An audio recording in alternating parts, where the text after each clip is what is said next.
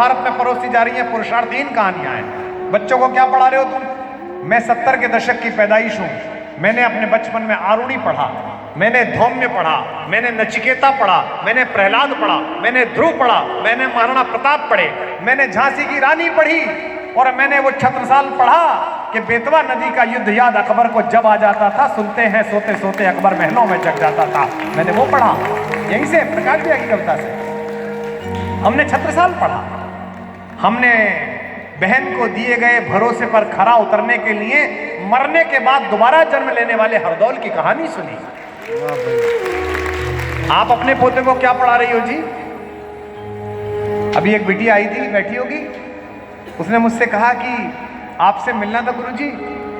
जब मैं गर्भावस्था में थी तो मैंने पूरे समय 9 महीने आपके वीडियो देखे। यहाँ कहीं बैठी होगी बिटिया, और उसका प्रतिफल यह हुआ कि आराम से प्रसूति हुई और बच्चा अत्यंत आनंदपूर्वक शांत बालक है, ज्यादा परेशान नहीं करता, बहुत आनंद में है। हमारे सबके घरों में रामचरितमानस सुनाई जाती थी, सामने कन्हैया जी का चित्र लगा रहता था, तो कन्हैया जैसे बच्चे पैदा होते थे।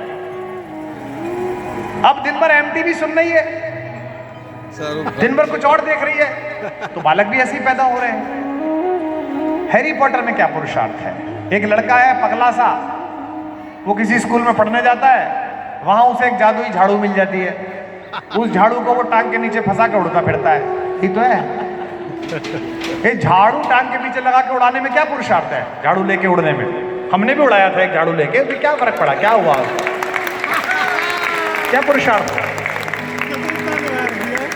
लेकिन कहानी अगर सुनाई होती राम की, भरत की, शत्रुघ्न की, लक्ष्मण की, तो पंडित जी, दीक्षित जी, अपने बच्चों को रोज ये कहानी सुनाओ, अपने बच्चों को रोज महाभारत सुनाओ कि अगर भाई के लिए 5 गांव देने में भी कलेजा फटेगा तो तेरी मृत्यु निश्चित है।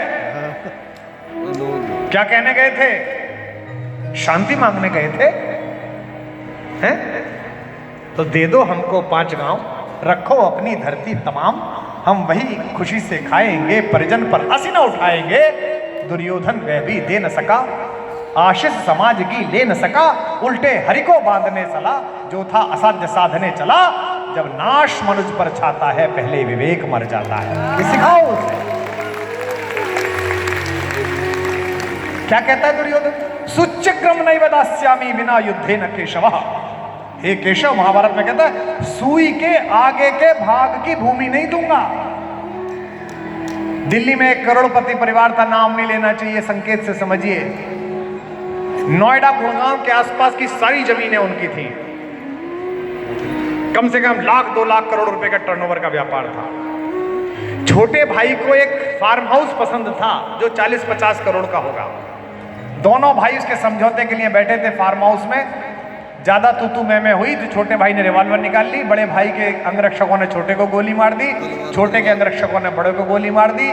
टीवी में देखा टाटा 407 में 1,00,000 करोड़ के दोनों पड़े हुए थे।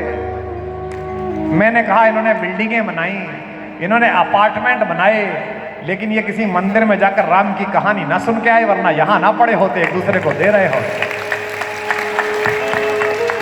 छोटा भाई 50 एकड़ का फार्म हाउस मांग रहा था और बड़े भाई ने गोली निकाल ली। अगर राम की कहानी सुनी होती तो कहती कैसी बात करता है, ये 50 एकड़ छोड़, पूरा सामान तेरा, चल मैं जा रहा हूं, तू संभाल ले। और मैं दावा करता हूं कि छोटा ले नहीं पाता। तो कहता नहीं भैया मत जाइए। ये संस्कार किसने भरा? ये संस्कार मानस जी ने भरा, ये संस्कार राम की कहानी ने भरा।